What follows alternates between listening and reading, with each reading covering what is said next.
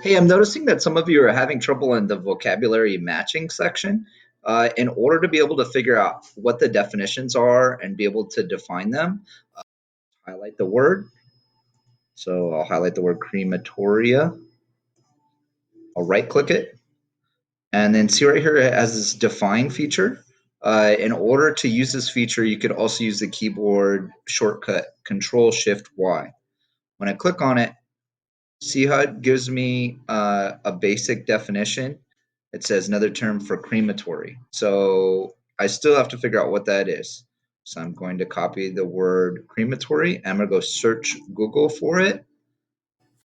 And it gives me images and detailed descriptions for what it was, and gives me even like a timeline for how often this is used. You can see that there's a spike right around the early 1900s. That's when actual companies or businesses were starting to open up that cremated bodies instead of burying them. So you get to see some interesting stuff if you use that define feature. You'll get more information. Okay, I hope that helps, guys.